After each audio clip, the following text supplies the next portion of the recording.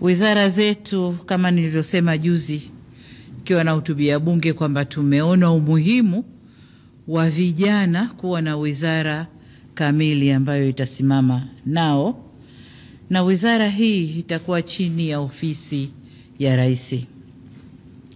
Lakini vile vile tumefanya marekebisho kidogo kwenye wizara ya kazi, ajira na maendeleo ya vijana iliyokuwa, kwa sababu vijana tumewatoa. Sasa tumeona kuna haja tuwe na wizara ya kazi, ajira na mahusiano.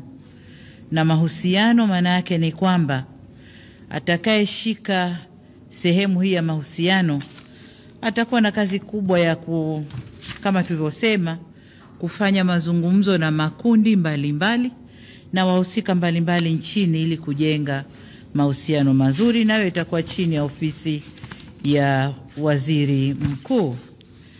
Sasa orodha kamili ya mawaziri katika wizara hizo 27 itakuwa kama ifuatavyo: Ofisi ya Rais, Management ya utumishi wa umma na utawala bora, waziri atakuwa Mheshimiwa Ridhiwani Jakaya Kikwete na naibu wake waziri ni Mheshimiwa Regina Ndege Kwarai.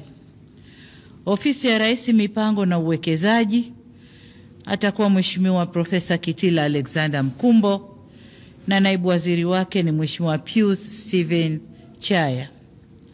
Ofisi ya Rais, Maendeleo ya Vijana, atakuwa Mheshimiwa Joel Athana Nauka. Hana naibu waziri kwa sababu atakuwa chini ya ofisi ya Rais, atakuwa na wasaidizi wengi.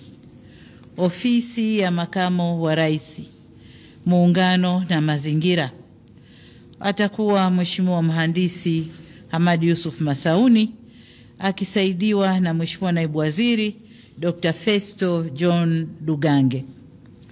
Ofisi ya Waziri Mkuu, Sera, Bunge, Uratibu na wenye ulemavu, waziri Mheshimiwa William Vangimembe Lukuvi na naibu waziri wake ni Mheshimiwa Umi Hamis Nderiananga. Ofisi ya Waziri Mkuu, Kazi, Ajira na Mahusiano, waziri atakuwa Mheshimiwa Jus Clement Sangu na naibu waziri ni Mheshimiwa Rahma Riyadh Kisuo. Ofisi ya Waziri Mkuu, Tawala za Mikoa na Serikali za Mitaa, Tawala za Mikoa ilikuwa chini ya ofisi ya Rais, lakini kwa sababu waziri mkuu ndio msimamizi wa shughuli zote za serikali tumeirudisha kwa waziri mkuu. Kwa Mheshimiwa waziri atakuwa